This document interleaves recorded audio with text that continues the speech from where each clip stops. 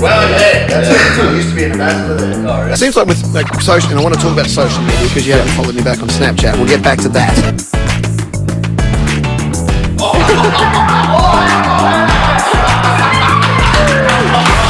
Must be more commonly known as the kasturi in India. Also, yeah, the good news is, I guess, that for you, Ash, is that I sold 5 copies in the homeless job as opposed to only 3 in the business attire. Well done.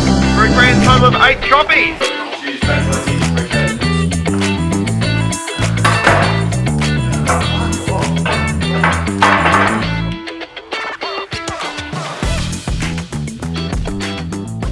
All right, big episode. We got the big Luttsy coming in, Matho. Yeah. You're good mates with him. Yeah, David. Just met him a couple of years ago through a couple of mutual friends, and ever since then we've been great friends. And he's certainly one of the good guys to hang around with. Always good for a laugh, and yeah, he's got some brilliant stories. Where'd you meet him at? I know where I met him at. Yeah, I can't actually remember. I think I was with Chris Lynn and a few other friends, and I don't know. I've had so many times with him now. I can't actually think back to the first time I met him. But yeah, where I know my first time was at the strippers, I reckon. Jesus, I don't know if that was. I don't know if you were there or not. I don't know. But that's when I remember meeting him. Yeah, right. Funny night. Not sure if that was my first time. How you going anyway? What's been happening? No, good. I feel like it's been a while since I've been on here. Yeah. It's been a few episodes, but it's good to be back. Just getting to the business end of the season, I guess, with footy, and just trying to lock in there and focus on that. You've been going pretty well, holding that spot in there. It's been nice to play some consistent games, and I think that certainly helps when you get a bit of consistency and a bit of confidence behind you. You start to play better at the level, and I would say everyone would agree with that. When they get their chance and get a few games, they start to perform a bit better and play their role a bit better. And the VFL boys, they're going well. We're waiting on Fullcream as well. The VFL boys waiting on Fullcream as well. At the moment. Hey, here he is. Nah, we just started. Get in. Do you want a drink or something? Yeah, I've got a drink. What do you got? Beers, CCs, water. Just in that fridge there. I would have got you a kombucha, but... Yeah, I was in a hurry. I was going to go on the way. We'll give Fullcream that question because the boys had a big win on the weekend. And just speaking about the VFL, can you do it again? From when was the last one? 19? Yeah, 2019. The undefeated season. The undefeated season. Crazy year. Can we win again? Is that what the question was? I reckon we can. Well, just how you've been going in the VFL. You're going pretty well. Been going pretty well, yeah. We've got a pretty strong team at the moment. Beat an undefeated Casey, I'm sure you just spoke about. And yeah, we got the double chance as well. So we're in a pretty good position to go all the way. It's huge. There he is. Is that Luttsy? It is, that's Luttsy as well. Thank you. No, they did well. So, and especially for the numbers they had out. He's a great man. What's going on here? How are you? Started. David. We started. Jump in. That's Natalie as well. Hi, Natalie. Lovely to meet you. Just over here. Jump in the end. Got the mustaka going. Yeah. Love it. What's going on, boys? Not a lot. Thanks for coming in. It's all right. It's all right. What have you been doing? No, I haven't missed much. Hello. He just asked. He just asked me where we kicked off the friendship, and I said, "Oh, look, it is a bit blurry for me, but a few mutual friends, and we haven't looked back since." So, Indeed. I said the first time I met you was at the strippers, I think. Yeah, I think that was right. I didn't meet you there, though. Yeah, I might have been there. I don't know. Yeah. But I still maintain that when I met Reece, it was the very pinnacle moment when the Lions turned around. Yeah. Do you remember that? Round 1, the West Coast game, I reckon. You'd won, and we were having a drink at my ex's house. Oh, yeah. Yeah. I don't think I was even. Yeah, I didn't know if we were going to bring that up, but yeah. That was a fun day. It was a fun day. It was wasn't a fun day. That's where it all turned around. It turned around from there, didn't it? Yeah. There you go. Actually, cheers. First one to have a beer with me Oh, nice. Is this me here? That's you. Yeah. Thank you. Cheers. No one's had a beer with me on this podcast yet. Because you got all footy boys so far. Yeah. Cheers. Yeah, well, playing and stuff, I guess. So what's been going on with you? Work today? Work today. We had our ratings yesterday, so had a really good one. Won the Brisbane radio ratings. Yeah. Congratulations. Record numbers. So yeah. Where's this little noise thing? I keep like hearing it on the radio. That noise that's around Brisbane somewhere. That little competition you got going on. We do the mystery voices. Yeah. Is it Mystery Voices? I think he's thinking of another radio. Oh, I'm thinking. Is he not listening to Nova? No, I have. It was What little noise are you talking about? I fucked up there.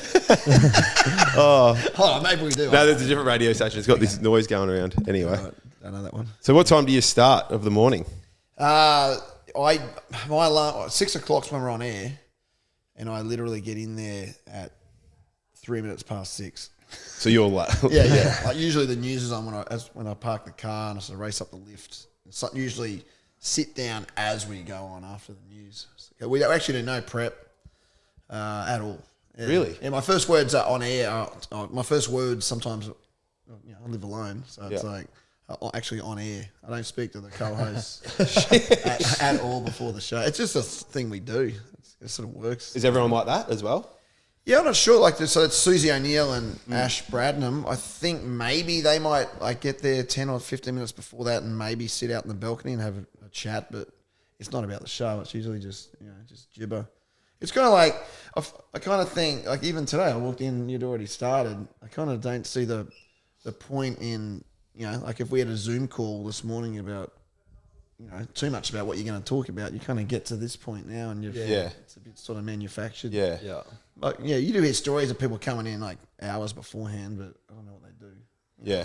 Particularly FM, like different if you were doing a talk station, but we've got 4 of us that can chat, so you never run out of stuff to say. And people that wouldn't really know you have a passion for athletics. I do. And you've just been to Oregon, it was? Mm-hmm. Tracktown, as they call it, the home of Nike. Do you want to just explain what was going on over there and what Picked your up job some was? Jordans. Yeah, Lovely. They've got some sticky alcohol on them, actually. Love them. I'm sure they'll get a run in the valley soon, mate. Yeah, indeed. So Susie Wong's wearing them. Indeed. That's where they got sticky, I think. Yeah. But with a mutual friend of ours, L. Stevenson, who was a former 1500 metre national champion. A bit like our young Harry. He gets along well with Harry, actually. Yep. And I used to go to the World Champs back in the day, like way back in the day. And then I started at Nova, and it sort of just took over being able to get to sort of major events like that. And just I went to Tokyo last year for the Olympics, doing some like ground announcing and stuff at a couple of the venues.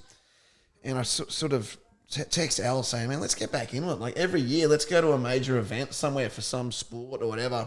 It's really cool. So, and I think with the Olympics, Brisbane getting the Olympics, that sort of got us sort of invigorated towards, major events and actually getting to, just experiencing sport and actually also, I kind of got a real passion for getting people to engage with athletes. Like with social media now, you guys probably experience. I mean, social media can be a bit of a prick sometimes, but if you use it for good, like I want to get things started with like the state government and been talking to the Premier about getting kids to like adopt an athlete, so like or a school to adopt an athlete, or maybe it's a team, so that kids can have a really meaningful dialogue with athletes about their training and wishing them up for the weekend, and then obviously the athlete can then bounce back and chat to the school or a grade or a class and everything like that. So in the lead up to the Olympics, but not even just Olympics, just in general, I want to.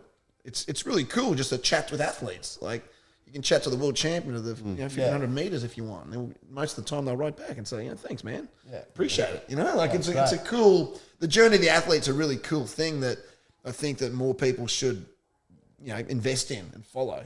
You guys, it's amazing what you guys do. 100%. It's cool. Did you like do athletics when you were growing up? Is that where I was a mediocre athlete. Yeah. What was your event? I ran middle distance. Yeah. Well, what Harry had run, I don't know. I'm trying to remember what he'd run the 15 in. I think he's run like a. I think he's run like a 3:45 or something like that. Yeah. Like I was running like I know a 4:10. I was no good. Oh, so you were a freak as well. That's good. No, that's not that good. Like I ran GPS and stuff like that, like in Brisbane. That's but good. I didn't go to any further than that. I wasn't that good. What school did you go to in Brizzy? Nudgee College. Nudgee? On the north side, which is a bit of a rugby rah-rah school. Yeah. Play much rugby or not? Again, mediocre. Yeah. Played like 5th, 15, that sort of thing. Talking about that now, recently just starting to coach a team yourself, just putting Well, assistant in a way? Benny Teo, who was, do you guys know Benny? He's like, he played for the Brisbane Broncos, then played for South, it was actually an incredible career, then played for South, won a premiership at South Sydney, NRL, Queensland State of Origin, won a series, then switched to, he had an English mum, so he switched to rugby, went to England, played for England, and then played for the British and Irish Lions. Now he's coaching, he's a head coach of the Q Cup team at Redcliffe next year, but he's also coaching the Nudgy second, so, and he literally needed someone just to carry the water. So what's your role? I've named myself the high performance guy of the Nudgy College, it's aka the entertainers. There'll be a few 4X's in those bottles. I it's reckon. good. It's good fun. I reconnect with Ben. He's got a loose, and he's put on a few kegs since he finished playing. So we run the Nudgy cross country course twice a week, and then we train the seconds, which is. Is there any good kids coming through? Yeah, it's really cool actually. There's a kid that's like in the seconds at Nudgies that signed with the Cowboys. Yeah. You know, it's actually crazy out there. Like it's so professional. They got like, you know, they'd have as many staff members as you guys. Honestly, you watch the first. Yeah. Like it's professional. They got, you know, social media managers and all that sort of business. Yeah. They take it pretty seriously, but it's a bit of fun. It's huge. I was like reason for you to get you on, like people hear you every day on the radio, but probably not many people know about you, I reckon, and what you're about, like, and how you got to where you are now. So maybe talk about what got you into radio and. Yeah, Reese and I have had some conversations over the time I've known Reese about it, but like it was just pure. Early on, it was literally that, you know, when you have those sort of sliding door moments in your life where you think, shit, if I hadn't done that, you know, what would you be? And I remember just sitting. I grew up at Boondall, just opposite Nudgy College, and was flicking through. You know, you get that local sort of newspaper, like it was the Northside Chronicle or whatever on the north side or whatever. But and there was this newspaper article about this radio station inside a shopping centre at Aspley, the Aspley hypermarket, and I was like, "What the hell is this?" And like, there was a little glass dome, like no bigger than what we're sitting in now, right in the middle of the shopping centre, and it'd play music. There'd be a guy playing, you know, with a little mixing desk like the one you've got just here, and then if the bakery guy rocked up at your door, you'd knock and you'd have this red button which overrid everything that said, you know, there's a special on hot cross buns in aisle number 4. So you kind of work for the shopping centre. But I just rang the hypermarket and said, you know, I was like 18, just finished school. I sort of said, can I do a sports show for half an hour on a Monday morning before uni? Because I was going to Custody and QT. And the guy said, well, we can't pay you. I said, I don't care. I just want to do it. So I used to ride my Repco Traveller to the hypermarket from Boondall, do this half-hour radio show, and then go to uni. And then eventually, this is going back in the day, there was like a A4 letterhead with the official like FM 88 hyper radio. Yeah. And I just started bullshitting and saying like I was the sports director of FM 88. and I'd send it to it was like a guy called Peter Blucher at the Lions. He was like the media manager, and then I sent it to the Broncos and the Queensland Bulls. And all of a sudden, I'm sitting like at the Gabba, like in the media box, like best seats in the house, like, you know, drinking free Coca-Colas. Like, honestly, it was a dream. And then eventually, I met Ash Bradnam, who was working for 4BC at the time, which is like a talk station, and I was just sitting behind him in his radio box doing crosses back to a shopping centre at Aspley. And then a job came up and he said, there's this young kid that might be able to do it. So I got a job at 4BC. Shit. And then sort of started happening from there then. Yeah. So like through school, did you like want to get into, what were you thinking through school? No, I was like, it was bizarre because that was a year after I left school. I was doing that radio show, and then I got a gig at Suncorp Stadium emceeing like a corporate room, you know, like one of those rooms like the chairman's lounge where they have it, you know, at the Gabba, that sort of gear, like where you get up and go, ladies and gentlemen, you know, please welcome, this guy's playing, you know, later tonight, or, you know, you pull up a reserve or someone that's injured and you get interviewed. And like a year before that, I remember sitting at Nudgy College and I got nominated as like the captain of a house. You know, you have house captains. Yeah. And I was that shy that I sat there and someone got up and said, sorry, like he's the captain, but he hasn't got what it takes to do the war cries and all that sort of stuff. He hasn't got the personality, so we'll pick someone else. And they picked someone else. And I just sat there. Said you were too shy. Hey? Yeah. Too shy. I said I was too shy to do it. So I was like, and they picked some other dude to do it. So I had absolutely nothing like that at school. Yeah, right. And all of a sudden, I don't know, something snapped at me and I went boom. Yeah. Because on that, one of the all-time MCs in my word. Like me and Tommy have been there where there's been I do days heaps where of that now. you've done heaps of MCs and mate, I'd have you at my wedding just to, it'd be unreal. I do a lot of weddings, but I have a horrible stroke rate. What's your favourite? What would be your favourite day that you've MC'd before? 'Cause you are very good at them. Well, I do a lot of sporting. I've done a lot of on-field sporting stuff. So slowly I started just going off in these different areas, and one of them was like the big screen guy at different venues. And I did 4 years for Cricket Australia, where I did every test in one day around the country. Yeah, right. So literally MCG, Boxing Day test, 100,000 people. I'm the guy that sort of literally stands forward. Ladies and gentlemen, please welcome John Farnham to sing the national anthem of Australia. And you stand back in the line, and it's literally just you and the umpires and the Australian team and the English team. Like, I remember Steve Waugh was literally from me to you away. So and they're singing the anthem, and you're lined up with the Australian cricket team. That sort of stuff is pretty mad. It's crazy. And because of that, I've been able to, I've worked 2 Olympics now, about 4 Commonwealth Games, traveling and just I was the commentator at the MCG for the Com Games in the athletics at the MCG for the Com Games in 06. Pretty cool sort of events like absolutely. that. Nothing gets bigger than those events. Yeah, it's 1,000 people. Yeah, it's pretty cool. Yeah, going back to the Olympics in Brisbane coming up, do you have any endeavours or plans to get involved in that? What will you be doing? 100% I do. Yeah.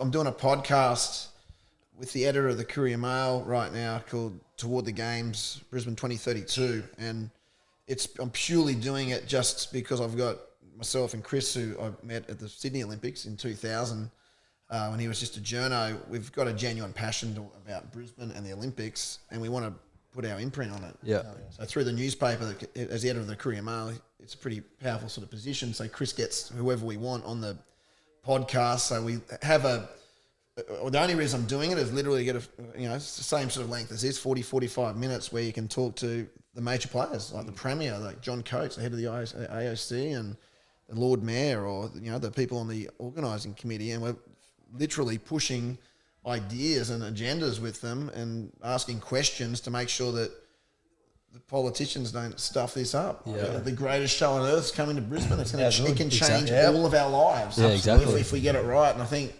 people underestimate the impact it can have, and not just for 2 weeks or 4 weeks, whatever it is, in 2032. Starting now, you got to get everyone in Brisbane should be getting a skin in the game with the Olympics, because it's going to change all their lives. Yeah, 100%. Back to that. What was that radio station you started at? FM 88 Hyper Radio. How long were you with them for, and then where did you go do from there? I did probably about 2 years there, and then I was at uni and I got that gig at 4BC. Did about 5 years there, which included the Sydney Olympics, which was cool. Went down and covered that for a radio network, and then got made redundant in 01 with Ash Bradnam, who I still do radio with, and we sort of thought, what are we going to do? And we had this remember when we were working, if you're a sports journo in Brisbane, it's kind of Groundhog Day. You see the same guys, when you do press conferences, it's the same dudes every day. So you'd literally go Broncos, Lions, cricket, Queensland Bulls, and that's it. You just so it's on repeat, press conference. And we were kind of we're obviously young, sort of keen guys. And I remember saying to Ash saying to me one day, I remember at a press conference where, the journalists are asking questions, the players are giving the same answers. And I remember one of us said to the other one, said, no one cares. You could ask these guys anything. They don't care. They give the same answers back. We ask the same questions. You can ask them absolutely anything. And imagine if you just start asking stupid questions. And the joke was that because no one's listening, that no one would get that you're asking ridiculous questions. And when we got made redundant, we thought, well, let's do a pilot and try and flog it off to a TV show. So we went down, and I remember the Canterbury Bulldogs, Jonathan Thurston. It's the first time I'd ever seen him. He was 17 or something, just signed with the Bulldogs. And we just bamboozled him, Jonathan, if there's one criticism of your game last week, that you only buttered one side of your toast. And you go, yeah, that's right. I mean, that's a fair criticism. And they give serious answers back. So we just asked, and we just got more and more ridiculous with our questions. And then, strangely enough, we shot the pilot. It was pretty funny. Went about 7 minutes of just taking the piss, And then I told Jason Ackermanis, strangely enough, who I went to school with at Nudgee, and about it. And he was on a show. This is back in the day. There was a show on the ABC, kind of like the Back Page, but kind of a bit more comedy related. You know, like a sports comedy panel show. It was called The Fat. Tony Squires, who hosted the Back Page, actually hosted this show. And Acker was on the panel in Sydney that night, and he goes, "Oh, give me that VHS tape," which it was back in the day, of that thing, and I'll show the producers. And I kind of went, excuse my French, I went, "Fuck it, I'll come with you." I literally grabbed it and ran, and I got a cab to the airport. There was no luggage or anything, and jumped on a plane to Sydney. Went to the filming of the show, sat and showed him the tape afterwards. And there's a guy that I now know is one of the funniest guys I've ever met, but a guy called Nick Price literally just sat there, didn't laugh one bit at it. And I thought, oh, this fuck, he hates it, worst idea ever. And he goes, "Oh, okay, thanks." And later that week, they were like national TV show doing comedy. Crazy. And that's when it was that's when off the back of that, then we did NRL footy show, and that's when comedy came back in with Nova. Yeah, nice. Yeah, so we switched over from being sports journos to just dickheads, basically. Yeah. And how long have you been with Nova for? It started I hate answering this because it ages me dramatically. It started in 2005, and I was part of the first ever breakfast show. So 17 years ago. Shit, that's I massive. had a break in the middle where I went and lived in LA for about a year, and came back. So probably 15 years or up I've been working there, but it started 17 years ago. And has it been you and Ash the whole time? Yeah, when I went to LA, then he had some dramas with the booze. Yep. So he had a break as well, and then some other guys came in, and eventually those guys was like Joel and not Joel, Tim Blackwell and Marty Sheargold did breakfast when we were gone. Then they went to National Drive, and we came back in. So we've had co-hosts that have been mixed around a bit. We had a chick from Big Brother at one point, a comedian called Michelle Laurie initially, and then eventually I met Susie O'Neill properly. Like that. You know, how you boys ever been to the Noosa, done that celebrity race at the Noosa Tri? The Lions usually have. Yeah. We know it's a great weekend. Yeah. Someone actually sent a thing in about that for you. Oh, really? Yeah. It's a great weekend. You owe someone a pair of Noosa Tries or something. You interviewed someone running, I think. I usually run with the microphone. That celebrity race. It sucks. I'll read it. Yeah, it's so competitive. But met Susie at that one day, and I remember she was like, I didn't really know. I just knew her as like Madam Butterfly. I remember turning around at the Noosa Surf Club and sort of, when you said, "Oh, hey, how you going, Suze?" And she said to me, "I think I need a life coach." And I was like, "What the fuck are you talking about?" And I had this like weird half-hour conversation where she was going through some sort of crises. And I remember going back to Nova going, "I reckon there's something in Susie O'Neill. Like no one's really ever used it other than just reading the sports 4BC and that." And so slowly we took the bosses into giving her a start, and then she went 1 day, then 2 days, and eventually full time on the show, which has been pretty cool. So how long has she been there for? I reckon she's been full time on the show probably about 5 years or something. Yeah, she's good to listen to. She's awesome. Well, it's just like, honestly, in radio terms, like I remember with Jonathan Brown, like when he was playing for the Lions, he started just doing little bits and pieces with us, and like Brownie was like one of those guys, like the same as Susie O'Neill. Like there's no dislike about them. Like they do surveys internally within radio stations where, for me they have these. They've only ever shown me once because they never show the talent like what's going on. But they go, for some reason they showed us because they were making an example of another co-host of mine at the time and how horrible she was going in this survey thing. They have little boxes you tick. Like, do you love that person? Do you strongly like them? Do you like them? Do you give a shit? Which is a horrible box to be in. Dislike, and then there's a hate box. And you sit, like I'd probably, I don't know, I might have 5% hate. Who knows? Like you have a bit of hate, you have a lot in the middle, and hopefully a bit up the top end as well. Like guys like Jonathan Brown and Susie O'Neill. Like if someone says to me they don't like them, like I think, well, you must be a bit of a fuckwit. Like, honestly, because there's no reason not to like them. Like Brownie's a great guy and Susie's a great chick. They're like great sports people, but they're actually great people. So there's no dislike column for them, which helps with the ratings as well. Which is initially why we got her on. She's pretty good with the banter as well, isn't she? She's good at throwing it. Yeah, she's opened up heaps. Like if you'd have suggested, there's two people on. I said it. There's two athletes in particular, like a swimmer and a track and field athlete. That when I first met them as athletes, if you'd have suggested they'd have a career in radio and television, I would have laughed. One of them's Susie O'Neill, because she was the quietest thing ever when she was a swimmer. You couldn't get boo out of her in an interview.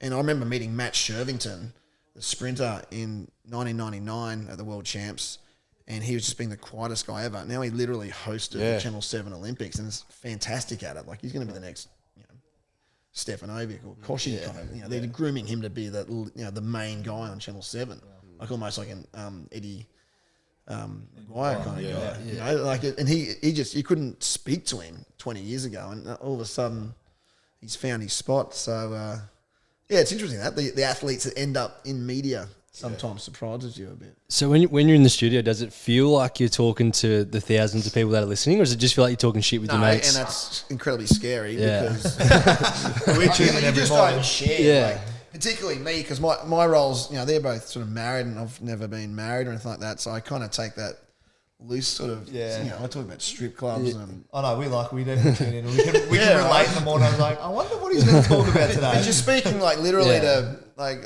when we won the last survey, we broke the Brisbane record. Like it's 445,000 people, right? Crazy. So you're saying shit that everyone's hearing, and no one really like it. And what happens then is like having a girlfriend's almost impossible because the dad hates you because he's heard everything. Yeah. So he knows he hears about the strip clubs and everything like that. So and you get people going, I've heard about you, and I go, well, you've heard about it because I speak about it on a radio show. I'm not trying to hide it. Correct. So you kind of you put yourself out there because you actually it's actually good that you forget because you don't want to be sort of I don't want to second guess what I'm saying. Yeah, 100%. But Susie says stuff on the air that she would never say privately. You know what I mean? Yeah. Like somehow it opens her up and she feels more comfortable talking about stuff and her family and things like that she would not talk about privately. Yeah. Which is weird. Yeah. Almost the opposite. Yeah. Have you had any like touch and go moments like with Nova, like saying, come on guys, this is a bit too far? Oh, well, they don't like it when you just don't turn up to shows. What happens there? It's a very stressful day. There's been occasions where I've, for whatever reason, usually on a Sunday night, got to flare up the piss, and till 2 a.m. or something, and you literally just sleep through. Yeah, your Tommy life. wanted to know this actually. He said, how does Luttsy get up early in the morning What for happens radio after a big night Well, out? what happens is you wait. Like I can't even remember the last time it happened, and hopefully I don't do it again, but I probably will. You have that moment where you wake up and it's like, it's daylight. It's Sunday. And you think it's Sunday, then you go, it's not. And you look at your clock. It's 1 p.m. Monday. You look at your phone, it's 10 o'clock, you've missed like 142 calls, but it's on silent. My phone's on silent, because you don't need that for your alarm. And I imagine what I do is I wake up, press it off. I'm going to wake up, full of piss, still straight back to sleep. Yeah. And then you just have this horrible. Like one time, my mum had the key to my house because mum has that spare key just in case you lose your key or whatever. She's David. Oh, David, it's 8:30 in the morning. You've missed the radio. I'm like 40 years of age and my mum's standing. So what do they do though? Like if you don't rock up, what happens? They don't replace you. They just roll on. Show goes on. So you hope the other two rock up and. Yeah, well, they always rock up. So you're the only one. I'm the only one. You're the only one. I can't think of one other time when anyone else has missed a show. Oh, that's a pisser. But and then you can't get away. Like I remember, I was down the coast. I was doing schoolies one year. It must have been. I was way too old to be there. Still, it would have been late 20s, but still too late. But I remember staying at. Where was I? I think I stayed at Ash's house at Surfers Paradise, and I got up. He said, "Time to go to work," and I was like mumbling, and he went, "You can't come. I'll just say you're sick." But then they kept the coolers on, and the coolers don't know that it's it's your job and you get in trouble. So dudes are going, "No, he was in a stretch limo with me at 2:30." They think they're being all funny and shit, and they just throw you under the bus, and it's like, That's the time I went to LA. They said, he might just give you a break for a while. Oh, it's gold. Yeah. Do you see yourself doing like radio forever? Like how long do you see yourself doing it for? Well, I reckon with the Olympics and everything, I probably if you had asked me 3 years ago, I probably would have wanted to try and achieve some other stuff. We'll spend more time in America or something. But with the Olympics now, I kind of reckon it's going to be a really exciting place to live the next 10 years. So I want to travel heaps more as well, but I'd like to think that my radio will just naturally progress in a certain direction. Yep. That podcast is just something I get an incredible amount of enjoyment out of, and want to continue doing that and hopefully find my space somewhere in the Olympics. You know, like I don't even know what that means. I don't want to be a commentator. I think I've done enough of that. I want to actually, like we was talking the other day, we had this great guy on the podcast talking about how we'll watch sport in 10 years from now. And like, you know, a second and third level of interaction with the viewer, whether you're at the stadium or, and this guy's, because his name's James Tuma, Tuma, who was the main guy, like an urban planner behind like the Queen's Wharf development in the city, like a really out there thinking guy. He works with Nick Stevenson, Al's brother. Yeah. You know, these guys are really clever guys that are building a footprint about what's going to make Brisbane a great city to live in over the next 10 years.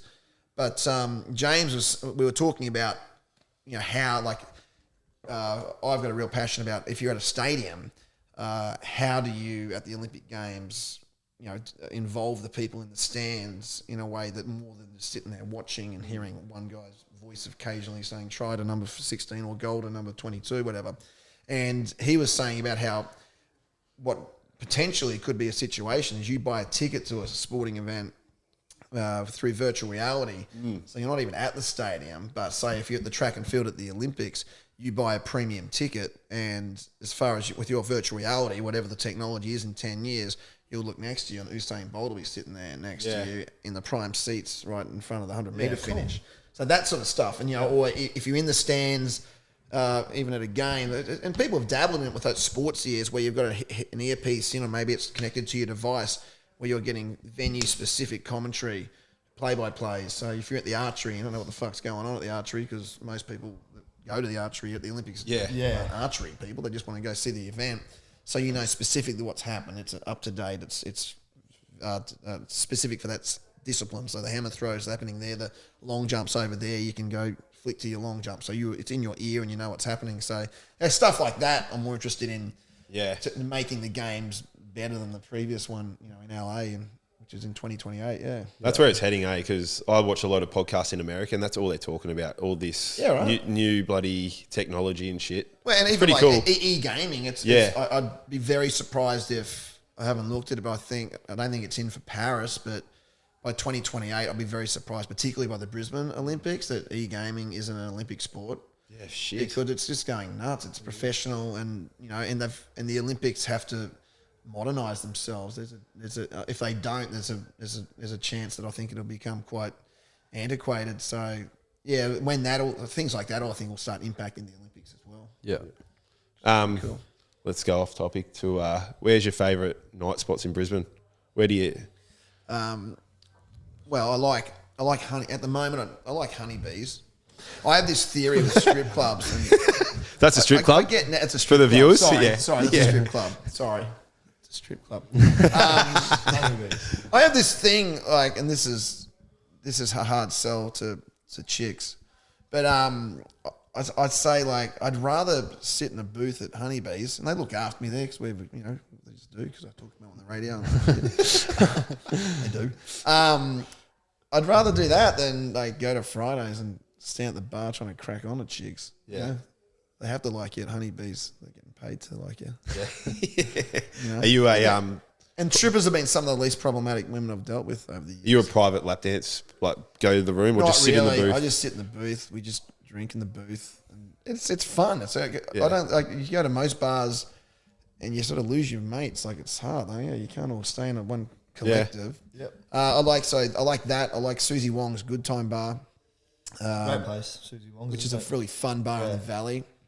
Live music, just a bit of a dive bar sort of feel, but a lot of fun. The guy called Adam Barton owns that. He also owns Brooklyn Standard, where I was last night.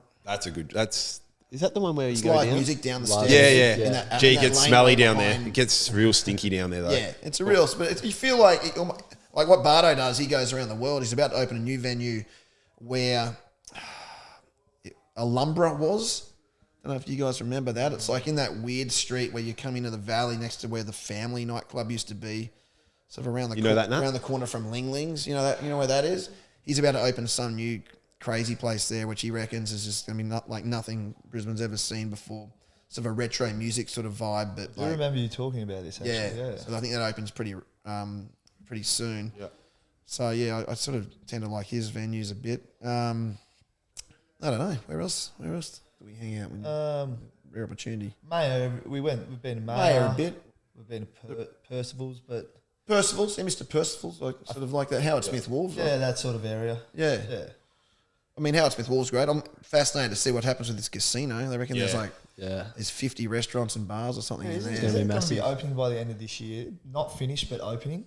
Do you know any more? I think the first something like stage that? was supposed to, if not later this year, Yeah. certainly next year, like Yeah. early to mid next year. Certainly not done, but some sort of... Yeah. Yeah. It's not far off. Not far off. That's going to be huge. Yeah. It's going to be good. It's going to be pretty massive. And like again with the Olympics, it's, we with that podcast, we've spoken to the Premier and things like that around the connectivity of Brisbane. So from that where that casino is, I think there's a green bridge that's sort of shooting over to Kangaroo Point somewhere there. But connecting the Gabba, which is going to be the Olympic Stadium, like almost certainly connecting. You can't really. It's not connected to the city at the moment. No one walks from the Gabba to the city because there's no bridges and stuff there. So connecting Howard Smith Wharf to the valley, like connecting those inner city hubs that Brisbane has, these great hubs still developing, in a way where you can walk instead of having to cross streets. And that sort of business. So I think that'll make the city really cool, and that seems to be the way they're going to go in the next 5 years in the lead up to the Olympics as well. You'll be taking over the casino as well? Oh, we'll definitely give it a crack. We're having a crack. I'm already working the ambassador angle with that. So yeah, Throw your hat in the ring. be all right. That would have to be Hats like in the ring. one of the best like perks about your job, all these like events you get to go to. Yeah, I'm an ambassador for almost everything. Everything. I don't even know what ambassador means. You'd say he's like almost the king of I Brisbane. call him I was about to say, I do call Luttsy the event king. Yeah. Because normally if there's a big event on, and I'm invited, I can nearly guarantee to text this bloke saying, am I a chance to see you there? And say yes. So I always look forward to an event I'm invited to. Well, this cool. God bless Forex. Shout out Forex. I like you guys wear this stuff. as well. LSKD. Yeah. I've seen you guys LSKD, sporting this. I love those Richie guys got as everyone well. onto that, didn't he? Yeah, Richie? Daniel Rich. Yeah, right. An ambassador at LSKD. Yeah, it's a good kid. Yeah, great kid. But Forex. I'm an ambassador with Forex, which is awesome. So I do a bunch of gigs for them a year, and they usually sponsor most of a lot of the sporting teams and things like that, which is great. And then I remember I gave my dad the contract just to look over when I signed with them years ago, and he just I hadn't read page 4. He flicked straight to page 4 and went, "You get a carton of piss a week for free." I hadn't even seen that. I get a carton of beer a week. So until recently I was giving that mostly to Dad, half and half, but. That's pretty cool. Yeah. Give my dad free beer. Just rocks up at the door every week. Well, usually I stockpile, so every 2 months I'll just do a mega order. Yeah. And, That's huge. and some dude rocks up You with a admit- big 4X truck with 10 cartons of booze. Some- You a midweek drinker or Not really. nah? Although obviously we are now. Yeah. I don't drink much at home. I'm a social drinker. What's like your day for a radio host or you? What does your day look like? Obviously, you roll in last minute to the radio. Yeah, in And there then at from 6. there- On average, you do the show till 9. Yep. Usually have a meeting after it and just chat about usually marketing things or say if we were giving away, like a box at the Lions, for instance, how do we integrate that into the show? So it's more those sort of questions. It's not really, we don't actually plan the show as such. It's more just that. Usually out of there by 10, ambassador for a gym down the road called Function Well, which is a really cool gym. Just we can walk. So myself, Ash, and Susie most mornings will walk straight from work to the gym, work out a bit there. They've got saunas and steam rooms and ice baths, lots of shit. That's every day.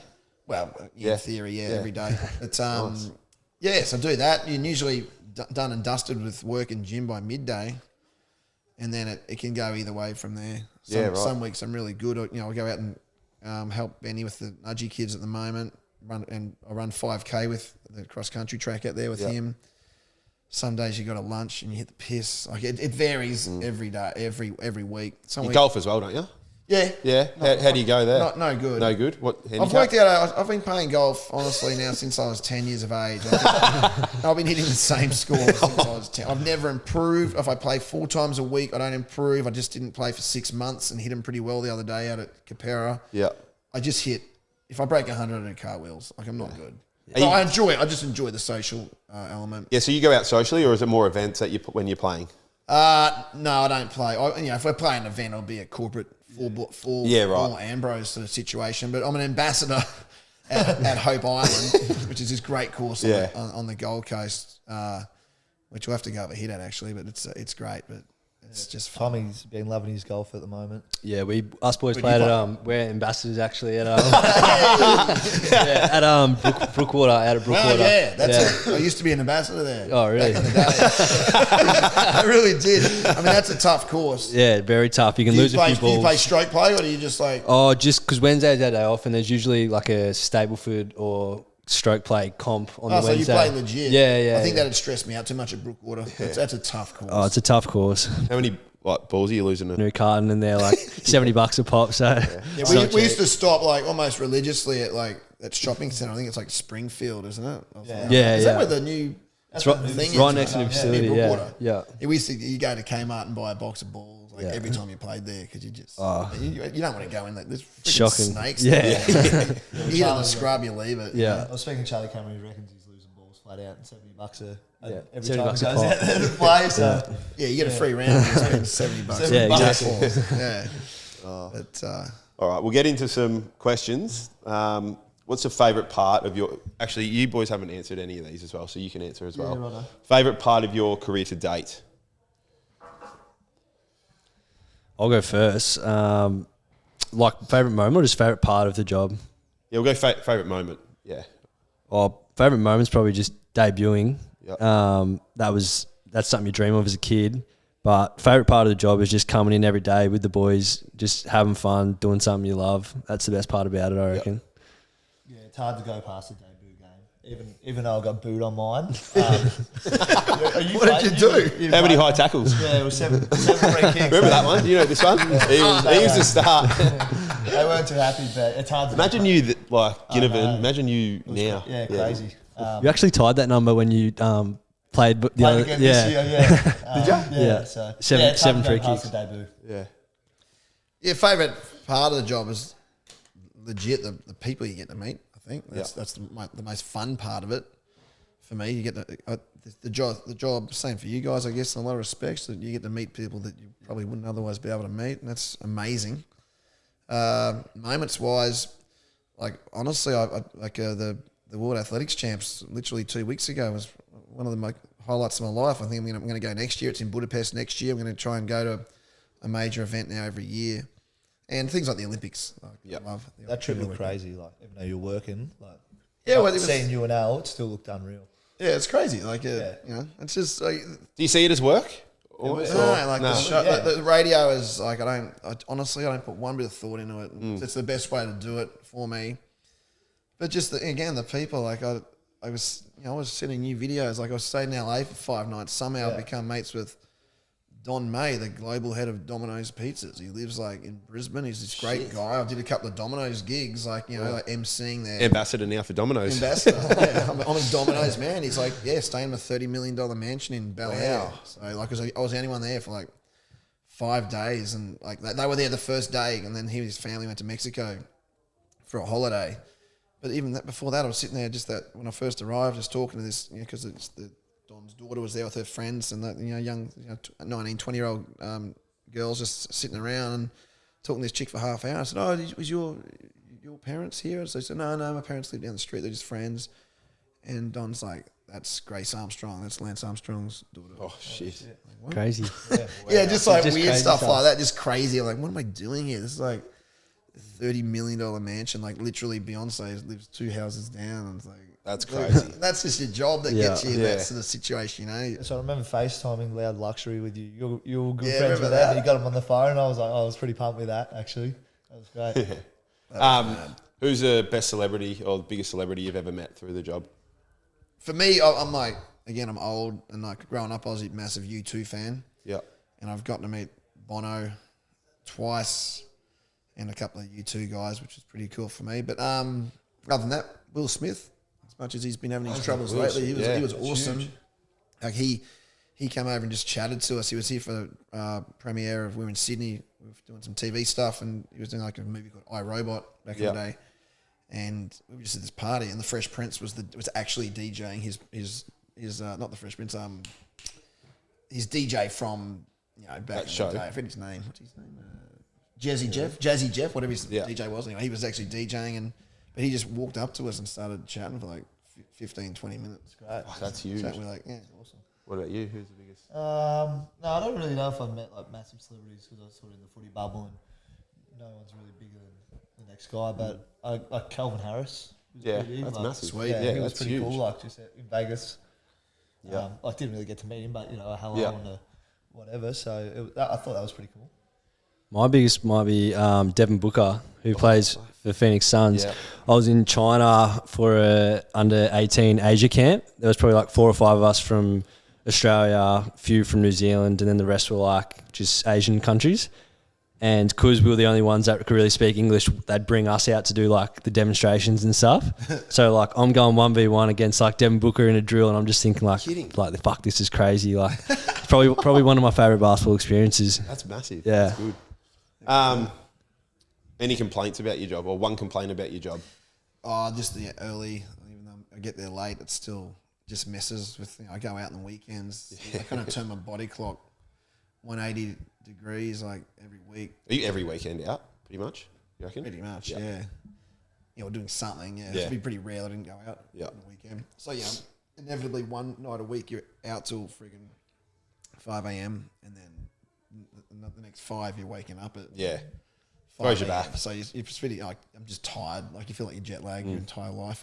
It's like you get used to it, but I'm just like, I know when I've had a break from radio, I think, oh shit, okay, you're kind of a different, like even now this time of the day, if I have a couple of beers, I'm like, my eyes are like super tired. But that's the only thing though, really. Yeah. What was the question, sorry? One complaint about your job? One complaint. Does it take its toll on your body? Yeah, that was probably going to be mine. It does, especially this time of the year. Like your body's a bit bruised. You've got niggles that you're carrying through. Just like being able to look after that and get yourself up for a game every week is probably the hardest part. But it's why we play as well. Yeah. So Yeah, we get looked after pretty well. But if that's probably the only complaint. You always complain about how sore you are or you can't do this because my body's not up to it. But yeah, it's pretty good. Yep. All right, this is for Luttsy. Who do you think's funnier out of Susie and Ash? And what's the other one? Who gets on your nerves more? Geez, that's a tough one. Like Ash is one of the funniest guys I've ever met, but in a not in a sort of like a one-liner kind of way. It's just like he writes funny and things like that. But just lately, like I sit closer to Susie, like she's right sort of on my right shoulder pretty much, and Ash is kind of across the other way. So I probably engage more with Suze during the show. And just lately, I've been finding ways to make her laugh, and she knows. It sounds weird. I've been working with her for a fair while now, but just lately, I've found myself really giggling at her a lot, and vice versa. Yeah. So at the moment, I'd say probably Suze. And who gets on your nerves more? Ash and I very occasionally will piss each other off. Susie, I don't get pissed off with. I don't think I have that right. Yeah. But I have the right to be pissed off at Ash. So your best mate? Yeah, he would be. I've literally been Yeah. working with him now since 1995. Like we've always had the same career since then. Yeah. That's a fair stint in either radio or television. And we've got some memorable. We've had to change because he doesn't drink anymore, so that sort of changes the dynamic. Because we used to just go nuts basically. When we were doing that TV stuff. I remember one day we were flying Virgin back from Sydney, but we were in the Qantas Club, and we had to race because the Virgin terminal was a different terminal at that point. And I remember if we were in Qantas Club for an hour, I'd have 10 scotches, you'd have 10 vodkas. Like we'd order 2 at a time because that's all you're allowed. Yeah. We just smash. And then we got on the Virgin flight. It was pretty loose back in the day, and we must have been known on TV a bit. So the Virgin girl let us do the safety demonstration. I imagine doing that now. I was blind doing a safety demonstration on a Virgin. It was hilarious, but like it wouldn't happen now. But this was probably 15 years ago when That's a piece of shit like that. Yeah. Oh. Social media would love that there. So, Imagine that. Every guy would be filming it. It must have pretty been handy. just before Twitter and everything. Yeah. Now just been, what the fuck? oh, she would have got a good run. This was Nat asked this one. Who comes up with all those little comps that you run? I'd like to say me, probably not. Like we got a pretty good team of like people that were from marketing and things like that. Like sometimes it is us. Like we just did one which was handball blitz, which was probably the most successful one we've ever done. Like we went to like we went out. So the technology is good enough now where you can go out pretty much with the phone, send two of our people out to two different schools and like play them off each other. Where it sounds like you've got a whole OB set up out there. And the kids are screaming and that sort of stuff. And to me, that's really cool radio. You went Mitch is at Brighton State School, and you hear the kids at Brighton State School go off, and Lockie's out at St Bernardine's on the south side, and the kids go nuts. And it's, to me, that's awesome radio. And we hit like 50 schools over 10 weeks or something. And then we culminated it when you guys were playing the other night. We won't talk about too much. Yeah. I was at the Broncos, which we also won't talk too much about. And at half time, these two kids, like out of thousands of kids, we dwindled it down to these two, and they played right in the middle of Suncorp Stadium in front of like 35,000 people, and the crowd went nuts. It was pretty cool. It's actually happy. That's It awesome. actually really worked because I do a lot of that on-field stuff, and 90% of the time, like you sit in the crowd, how much do you actually hear the halftime entertainment? Like you're getting a pie, whatever. Yeah. But it actually works. That was cool. I don't know. Like one of us went handball's getting big again in schools, and then a group of people sort of started talking about how we execute it on air. Yeah. So they're the meetings you have more so than what are we going to talk about today? Yeah, that's huge. Yeah, fuck. What's one song that just does your head in? Because you're driving. Just got off that's one Beyonce. song just plays all the time. Yeah. Anything by Beyonce at the moment, I just don't care. I don't know. She rubs me out wrong. Yeah. I wanted to yell. I knew where she lived when I was in LA. I was going to yell out over the balcony. Why is that? I just feel like she hits a market where she just works out what's pissing off 15-year-old girls and writes a song about it. Yeah. Something. I'm like, she gets me. You know what I mean? For me, it's just fake. Anyway, that's Beyonce. Oh, I mean, we do. I mean, Nova, can kill a song because they have all these theories about why you hear it 2 hours later because the average listener doesn't hear it the second time, yada yada yada. But I generally take the headphones off when the songs are on. So you just get destroyed by every song. You know what I mean? Yeah, 100%. Otherwise, you'd hear the song 3 times in the morning, sort of thing. Yeah. All right, these are just random now. Eat in or eat out? You did some good prep, by the way. Yeah. Oh yeah. I've got my book here. I've got my book here. Excellent. This is for all you boys as well. What? Eat in or eat out? Yeah. Uber Eats almost. I'd cook a meal a month, maybe. Yep. Either that, or I have dinner with my parents a bit, or Uber Eats. So you can't cook? Oh, I mean, a steak if I had to. But nothing major. Yeah, weekdays cook, weekends takeaway. So what is it? One. You pick What it? do I prefer? Yeah. Oh, eat out every day. Eat out. Yeah. Yeah. Eat out every day of the week. Me and Fuller try to get to a new restaurant every sort of Thursday or whatever in Brisbane. Try out a new restaurant. So eat out every day of the week. Beauty. You two live together, right? No. He used to live in that room. Yeah, I used used to- to live here with Brian. Okay. City, country, or coast? Oh, I'd have to be I'd say coast. Coast. Yep. Coast. Yeah, I've answered this one before. I know I'm a country boy, but I've enjoyed living in the city. So You have. yeah, I've answered. So yeah, city for me at the moment. For you, footy or NRL or AFL? Grew up NRL. Right now. Probably still NRL. Yep. But again, with with that adopted athlete thing, I get invested if I know the players. Like, in fact, I know a few of you boys. I'm really, really interested in the Lions. Obviously, yeah. If you weren't doing what you're doing now, what would you be doing? That's a horrifying question. And the thing with what I do is, you're half a DNA away from being outside of Lowe's menswear spruiking specials, like being back at a fucking shopping centre, radio station. Like I've been incredibly lucky to have a cool job for as long as I have, but when the shit falls out, like who knows? Yeah, You don't know. Could be doing anything. Yeah. I'm not good at anything else. So Yeah. it's concerning. Have you answered that one? Yeah, You have? this What, one, you haven't? I don't Oh, reckon. maybe. If I wasn't playing footy, I'd probably still be at the Bullets, but Yeah. What? Probably still be at the Bullets. Bullets? Yeah. Yeah. That's But- that ambassador gig for you as well. Number one ticket Oh, holder. well, yeah, I knew it was You've answered Me this and Charlie excellent. from High Five. Yes. One person you'd want to have a weekend with. Well, Reese, but I have most weekends Yeah. with him when he's not playing anyway. We have a good crew. I don't know, someone hot who. I haven't really got a hall pass person at the moment. I think, that's the one that want to, For example, I entered like a Danville Zarian when I was like, that'd be fun, wouldn't it? that'd be like, Yeah, maybe like a cool sort of DJ or something like that. In Vegas. Yep. get up on the decks with them.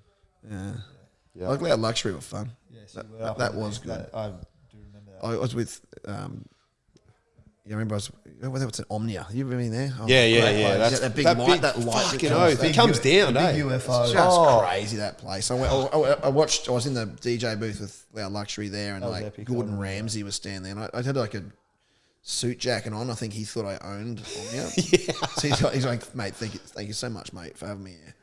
No worries, Gordon. That's our first joint we went to, me, Anytime, you and buddy. Charlie. Yeah. That's sick. Yeah. That is a sick job. Yeah. You're not going in there if you got epilepsy, put it that way. Oh, there's shit everywhere. It's popping off. All right, you're stuck on an island. You get 3 artists. You're stuck on an island for a year. 3. You're stuck on an island Yeah. for a year. You get 3 artists to listen to. Not Beyonce, I'm guessing. Not Beyonce. Fuck, I know who it is. You can get sick of them. Someone with a shitload of music. Are they there? No. Oh no. Okay, just on the Walkman. Walkman. I don't know. I'm still a big U2 fan, so I'd say U2. Yep. I mean, someone with a big back catalogue, maybe David Bowie. Yep. I don't know, someone more contemporary who I can't think of right now. I don't know. That's it. Gang of Youth or something like that. Yeah. Nice. 2 pet peeves. That's a good question. Pet peeves. What'd you answer? What pisses me off? Did you answer that one? No, I don't reckon. I No, asked you don't that. reckon. People that try and change me. Yeah. I don't like that. Yep. I'm pretty set in my ways. Yep. So I don't like that.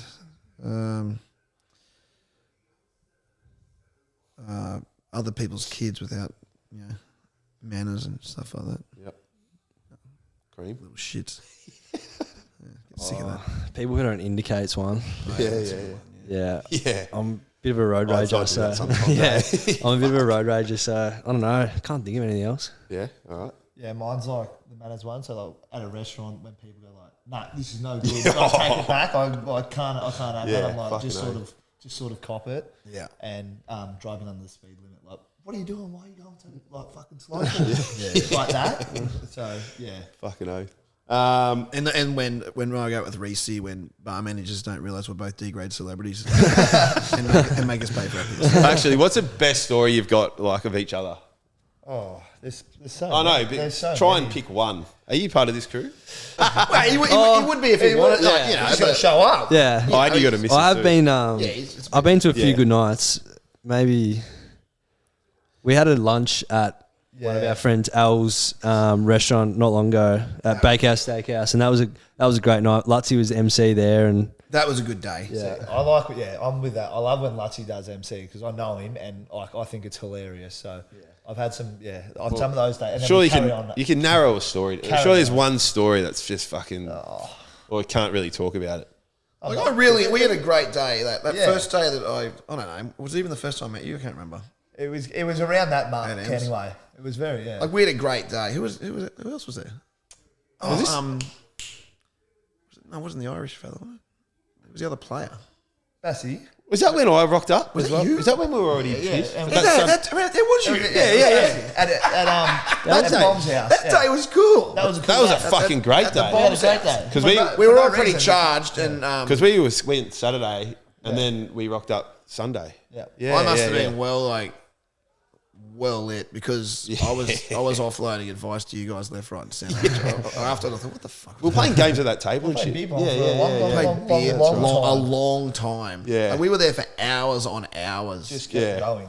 I don't think I wasn't even dating the blonde then. I was just hanging out We there. were just hanging out. Yeah, But that was a fun day.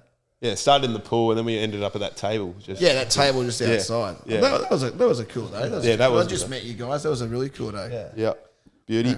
Last movie you watched? I watched Bullet Train the other day with Brad Pitt. It was too long. Yep. You seen it? No. Just thought it could have been 90 minutes. Yeah. Dragged on, didn't it? Agreed. Didn't really understand it, to be honest. I don't understand movies. I just I don't need to. Like, I watch Game of Thrones. I don't understand. I can't tell you one character, but I still just go, oh, Yeah. dragons. You know what I mean? Like, I don't know the Targaryens, all that sort of shit, but you don't need to. Yeah. You know? As was Nope. That's a new one as well. Oh, is that good? It was a weird ad for that where they just go, no, Weird movie. It is a weird movie, yeah. Weird storyline, not what I expected. Cinemas or? Yeah, it was a premiere. Ambassador for events. Yeah, we always see that. Hey, we're here with Nova screening. Yeah, Nova screening. Yeah, no, it was good. Yeah. Yeah, weird movie. It's about sort of a alien UFO thing that's like thinks that this ranch is their property and starts like sucking people into it.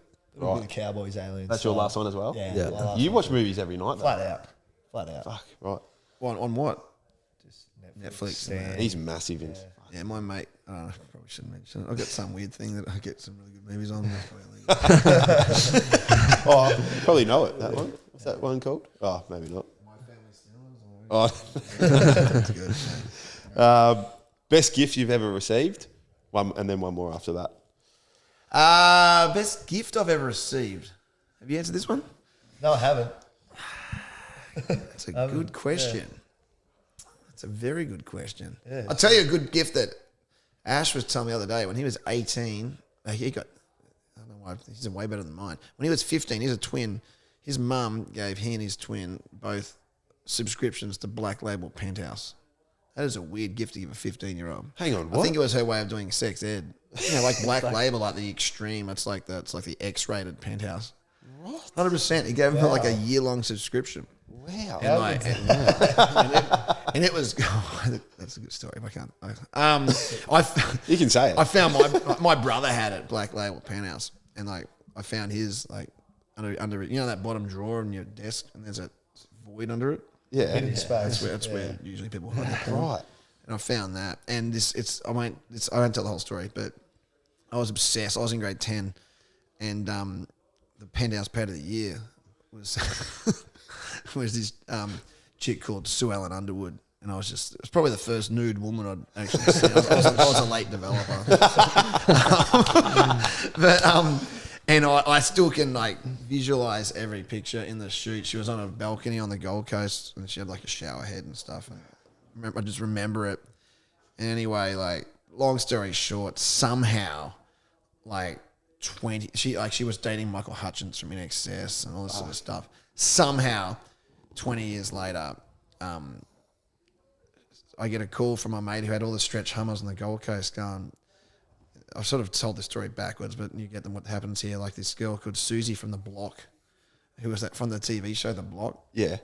She wants to meet me about getting on radio or something or other. I'm like, this makes no sense, whatever. Anyway, I started this like torrid affair with her where we like we were just having sex a lot.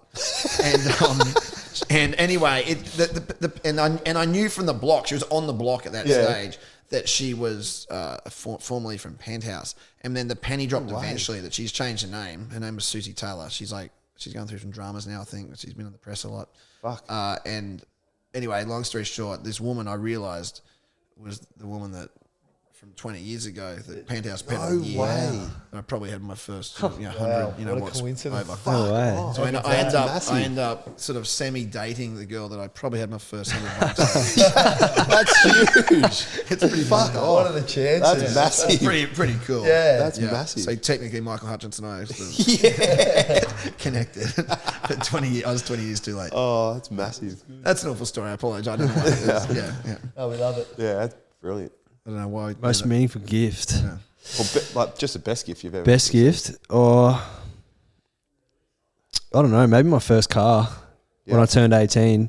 Got that from my grandma, her old car, Yeah, nice. Suzuki Grand Vitara. Got me around.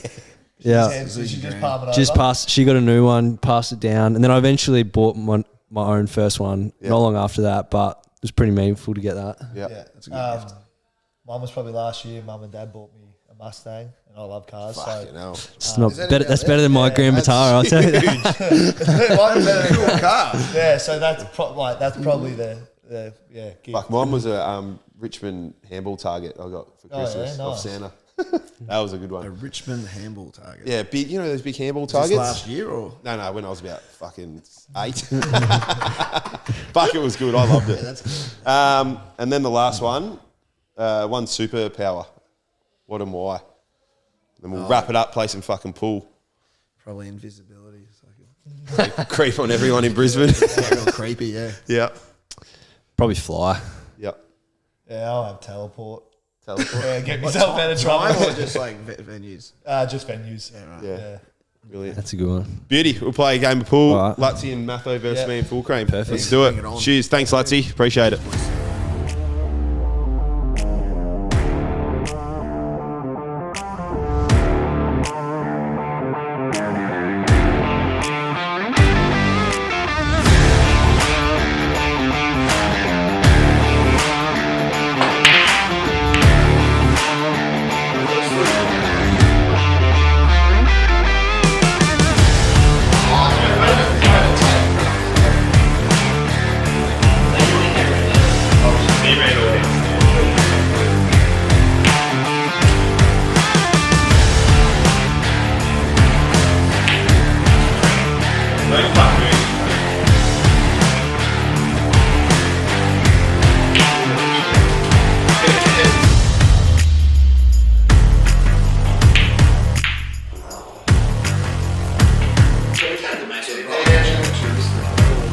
That's really the thing, like professional.